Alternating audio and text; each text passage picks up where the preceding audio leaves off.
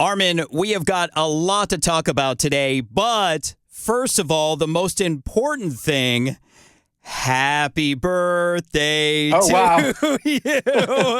Happy birthday, dear Armin. Happy birthday to you. Oh, thank you so much. I appreciate that. Now, you got to make a wish and blow it out. All right. Oh, son of a bitch. That didn't work like I planned. There we go. There we go. Dude, I just want to show you how much kismet it is that we're chatting today. So I don't smoke. So I was looking for a lighter, and I just happened to look in a drawer, and you're not going to believe this. A State of Trance. Oh, my God. I have no idea when I got this, where I got it, but it was in my drawer. It's probably worth money now, I guess. It really is. The icon, Armin van Buuren, happy birthday, happy holidays, happy New Year. Welcome back to America's Dance 30. Thanks so much. Thanks for having me.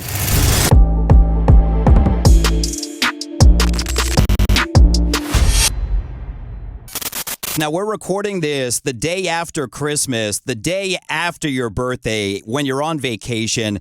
I honestly can't thank you enough for being so gracious with your time. How was your birthday and your holidays? It's spectacular, actually. I celebrated my birthday dinner on the beach with a barbecue that was prepared for us, and they made special hats, and there was a fire show, and yeah, I got cuddles from my family, which was, of course, the most important. And I got to sleep in, which was quite a luxury. I really enjoyed it. Now, does your body actually let you sleep in? After a few days, yes. If I, if the sort of the stress hormones leave my body a little bit, and once I've done my daily routine a couple of times with my meditation and my gratitude list, and I start to realize how lucky I actually am and how grateful I should be. I am very grateful, but I think you're never grateful enough, especially in my position. You know, I have so many reasons to be extremely grateful for what I get to do.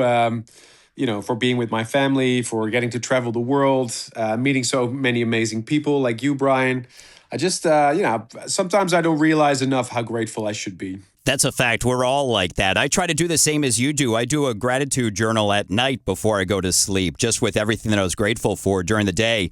Well, we're going to be chatting about your piano album coming up. We're going to be chatting about your new song, Sun Shines on Me, coming up, and ask you a question you have possibly never been asked before. Oh, and P.S., congratulations on another #1 with Set Me Free. Yoo-hoo! There we go. That's exciting. Wow. That's a birthday gift. That really is. I should have had it wrapped for you. I apologize.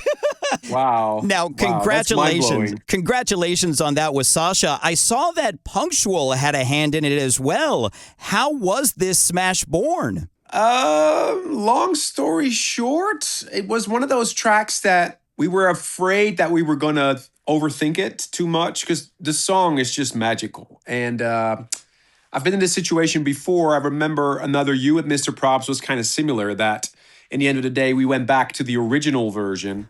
And, you know, when you feel you've got something in your hands that's amazing, you kind of have the risk to overdo it in production-wise. So I asked the guys from Punctual to help me because I already had a fantastic uplifting mix, the Rising Star mix, which I was playing in my sets. And I was like, I'm not sure if I can actually do a better job at creating a radio version. So I asked the Punctual guys, hey, can you listen and help me with sort of, actually taking away elements rather than making new elements. You know, sometimes less is more. And in this case, they really did an amazing job. You know, one of the benefits of being a producer for such a long time is that you know so many people in the industry. And then I also don't really have any more boundaries just to reach out to other people, say, hey, you know, can you help me with this? What's your idea? Can you just listen to this without prejudice and just give me your honest opinion? And that's what I do a lot more now. So sometimes people don't even work on production, but they just give me an idea about what they feel. Because sometimes when you hear something for the first time with fresh ears, it's better than when you've heard it 100 times and you start to overthink it. And so I'm very thankful for the Punctual guys. I actually met them during a writing session in Sweden a couple of years ago. And we've been, good friends ever since and sending each other ideas all the time. You all did such an amazing job with it. How long ago did you guys start working on it? Actually, this was a track that was on the shelf for a while. I think the first time I played it was Miami Ultra earlier this year in 25. So that was the Rising Star version. And then a couple of weeks after, we was like, wow, the reaction from the crowd just based on that ID, which it was at the time, was so immense that we really wanted to prepare something. But I felt the version I played at Ultra was a bit too hard for radio. So we had to really make a special radio version for it. Gotcha. Now, talking about how you started it and then brought Punctual in, I always love finding out how many different V's there are of songs from when you start working on it, all the tweaking. There had to have been a crap ton of V's to this song. Well, like I said, having some fresh ears, a set of fresh ears can really help. The song was already golden, but then it's almost like you have the most delicious steak. You can ruin it with adding all kinds of flavors to it. Sometimes you just want the flavors of the fish or the salad you're cooking, whatever you're cooking, to come out the best. And sometimes it's less is more. And then this is what I found out the hard way in my career, let's put it that way. It's so funny that you use that analogy because I'm a very picky eater. I eat everything plain, like plain hamburgers, everything plain. And my reasoning is if it's not good at the base, you shouldn't have to add stuff onto it to make it good. So it's kind of the same thing. Exactly. Well, it does need a little bit of cooking sometimes. It needs a little bit of seasoning maybe, but not to overdo it. And that's sometimes harder than just adding random elements to it. Absolutely. Well, let's talk about your latest smash, Sun Shines on Me. How was this song born with Glockenbach? Well, Glockenbach is an act from Germany who had an amazing idea with Reese from the Sticks from the UK, and they just approached me, hey, we really feel this song. And I said, well, if we're going to do this song, I want to make sure that it's in my world. So I started producing this track a little bit. And it's been a smash in my sets, man. Like, fans are over the moon about this version. I really can't wait to play it out loud. And I also have a new club edit that I'm so excited to premiere. It's big in my sets. So I really can't wait to see what 26 is going to bring me. Absolutely. I can't wait to see it climbing the charts just like the rest of your songs. Now, before we talk about your piano album, let's get to know Armin van Buuren a little better again with Finky's favorites. Sure.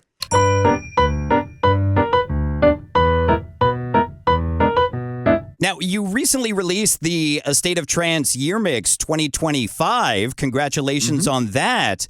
But do Thanks. you have a favorite episode of A State of Trance for personal reasons? I think that must be episode 100, the one we did from the beach, because that's when we realized, like, wow, celebrating the round number of episodes actually makes sense.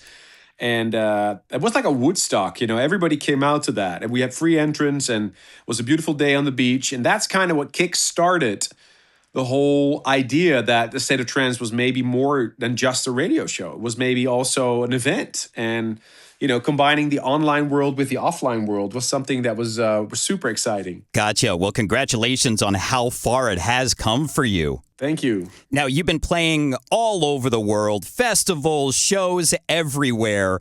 But what is your favorite moment of your sets? Is it stepping out on stage, seeing the crowd? Is it in the middle of your set, or is it wrapping your set up?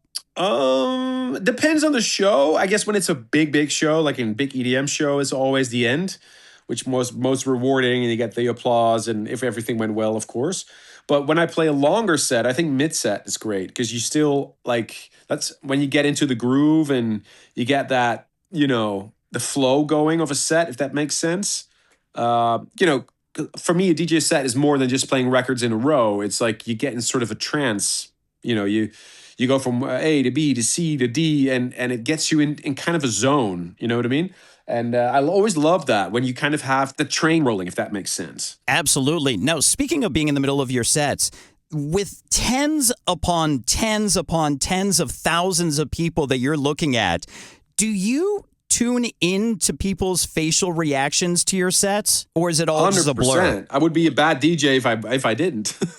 That's very true. DJing is all about connection. It's all about feeling the dance floor, being in the moment. How spiritual do you want it? I mean, I think that is essential for any DJ to really realize that you're part of a bigger thing. And I mean, otherwise you can just put like, I don't know, any streaming service on shuffle, and then that's your DJ, right? I think the DJing is all about timing. It's all about trying to read a crowd, about understanding the atmosphere. And there's a few rules I actually learned when I started in a really small bar. Like, how to really measure a crowd is something you learn in small bars and by, really doing the rounds in smaller clubs. Because, I mean, the people that are going to dance, they're going to dance anyway, even if the music is the worst they've ever heard, because they want to dance. It's about reading the things that are in a room. That's why I love playing clubs, because you can really look at, I mean, reading the room for 30,000 people is a bit hard. Definitely. But reading a room for 1,000 people, that's doable. How are people at the bars? Are they head nodding, or are they having a great time? Or how are the people coming in? Are they staying? Or what's happening with the new people that are coming in? Are they moving to the front? Are they having a good time? Are they taking pictures or videos? All these little things, they matter. Absolutely. I love that. I love hearing that you're still doing that. Now, as I mentioned, we're chatting around the holidays. Do you have a favorite family tradition for the holidays? Yeah, we actually we have a personal family thing that we do when we review the entire year, the four of us. So we have a little list, and everybody could just write down whatever they want and the thoughts of the past year and what we're grateful for, what we're not so grateful for, what went well, what went wrong. And it's also a great starting point for a conversation like, do you miss a certain person? Do you think you could have done better? Did you make any mistakes, or are you grateful for anything? I think Christmas is also about that. Christmas is very much about being with your loved ones and having that deeper conversation maybe, and giving some meaning to life, rather than, hey, how are you?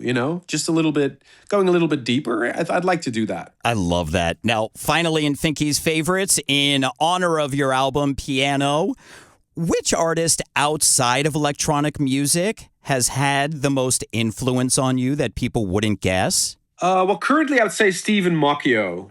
He's a pianist, and I absolutely love his work. He's Canadian, and I think he lives in LA, and recently discovered his work, and I'm just in awe. He was a big inspiration for the Piano album as well. Well, let's talk about this amazing album. You've been DJing and performing for crowds for 25 plus years. Is it more nerve-wracking sitting at a piano to perform? 100%. 100%. No, yeah, for sure. I mean, but that's also that was also the reason why I did the piano album, of course. I want to start by saying I never intended to doing a piano album to do something against AI or something, because I started piano lessons 7 years ago. But my higher power just guided me to this position, and everything just came together when I walked into Concert Lab in May of 24, which is a beautiful room in the center of the Netherlands, where they have this gantry cam, special camera that's able to record a classical performance, an acoustic performance in one take without generating any noise floor. And I thought that is so cool. And I had these piano pieces that I was sitting on together with my teacher. And I was like, I want to try and record these pieces and just see what comes of it. And I recorded this. I hired the studio, which was extremely expensive. Getting all the staff ready and getting the gantry cam ready to go, and it's highly revolutionary, I think. And it was such a pleasure to work with those people. And I was just like, I want to do this. It's like, I know it's so a radical departure from my other sound, but I felt like I needed. It was something very, very authentic. It felt very authentic. Like, I need to do this. I need to, not necessarily to prove to myself, but just because I felt like the only proper way to play these pieces was playing them in one take without any fixing in post, And that's a radical departure from what we do now, because I'm used to making my music in a computer and, staring at a screen and sculpting and sculpting and sculpting till it's ready. So kind of doing that in a way it felt more honest. It's like how the Beatles recorded their music, in the early days. They was just like, okay, Here we go. 1, 2, 3, record. And then that was the record. It felt very authentic, just touching the keys. Just me, my brain, my fingers, and touching the piano keys. The unfilteredness of that is something I wanted to express as an artist. And I feel, I'm also in the position to do stuff like that. And fortunately, the fans have reacted super excited. I mean, obviously, it's very different kind of music. It's neoclassical music, as some people like to call it. But I was like, I want to do this. I'm never going to go away from dance music. If anything, it can only make my electronic music better because now I'm a more skilled piano player, and all my electronic songs start behind the piano anyway. So why not? Well, I listened to the album on the way into work today. First of all, absolutely stunning. But I will make one suggestion for people that listen. Do not listen when you've got GPS interrupting every 2 seconds. It was frustrating because it's so beautiful. Congratulations on it. Thank you. Thank you very much. Means a lot. Really means a lot. Now, you mentioned that you guys recorded it in one sitting, but leading up to it, how much did you have to practice it to make sure that you were able to do it in one sitting? Well, actually, we were skiing in Italy the week before I did the recordings, and I hired a piano there just so I could practice. So every day I went skiing for a few hours, and then I went back to the hotel room to practice. And of course, in the weeks leading up to the recordings, I was practicing every day, and it was very, very hard work, but it was very rewarding. I never thought, because I'm 49 now, but I never thought that learning a new skill would actually bring me so much satisfaction. And that's, I think, the biggest mistake in my life maybe I made was thinking that I was done learning when I finished law school in 2002. The trick for me in life is to keep learning. Maybe learning a new language or learning how to drive a boat or I don't know, anything. Anything. Doesn't have to be an instrument. Can be anything. And it's so rewarding, Learning a new skill is definitely something that adds value to my life in a way. And it truly is a great feeling when you learn that and you realize that you've learned this new skill. Now that you've got this classical album behind you, is there any thought about maybe you sitting down and doing stripped down piano versions of your songs? Well, I am gonna do tryouts pretty soon. I don't know if I'm even allowed to share it yet, but I'm planning to do some small tryouts for my fans only, not in a traditional like concert venues or acoustic settings. I'm just gonna do tryouts for my fans for smaller groups and play these pieces from the piano album, and that's where I want to start. Of course, I can play my own songs like Set Me Free, like Sun Shines Down. I can play them on the piano, but it doesn't feel like I want to do that yet. I think first the focus needs to be on playing those piano pieces, rehearse with the orchestra, see how people actually like that. So that's why for 1 year I'm going to do tryouts with the piano album. And I'm curious, is it going to confuse people? Is it going to add to my DJing? Will people actually like it? Will people buy tickets for that? I have no clue. So in a smaller setting, I want to test that out. And so ask me this question again in a year, and I'll have an answer for you. All right, I'll mark it down. Well, congratulations on the album. Congratulations on the #1. Congratulations on being in the top 5 again for the DJ Mag Top 100, being the top #1 trance DJ and Outstanding Contribution Award. Congratulations on 2025 being an amazing year for you. Thank you, Brian. Really means a lot. And thanks for the continued support, as always. Absolutely. Now, before I let you go, I asked ChatGPT to give me a question that Armin van Buuren has never been asked before. So I got to test this out, all right? Sure. At what point do you think Armin van Buuren became a brand? And how do you protect the human behind it? Oh, wow. What a good question. I remember the day that I joined David Lewis Agency back in 99, and I was DJing under the name Armin, not as Armin van Buuren.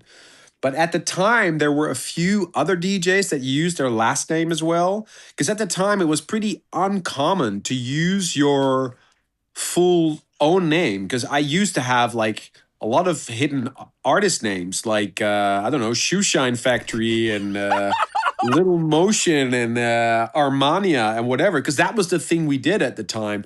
But I remember Ferry Corsten used his own name. First it was System F, then it was Ferry Corsten. And I think in the Netherlands, you also had DJs like Ronald Molendijk. He just used his own name. So it kind of became the cool thing to do. So I remember it was early 2000s that I started using Armin van Buuren, my real name, as my artist name, which was quite a big step. But it felt like the most smart thing to do because this is the direction that I wanted to take. And also on all these strange projects names, on all the vinyls, that was always like written and produced by Armin van Buuren. So people already knew that I was behind the project. So I was like, why not use my own name? Man, that's it. Just thinking back to the beginning and how long I've known you is just insane. Still around. Still around. Congratulations on everything, Armin. Again, you're on vacation. I can't thank you enough for taking time to chat with us. Thank you for being with us on America's Dance 30. Thanks so much, Brian, and Happy New Year.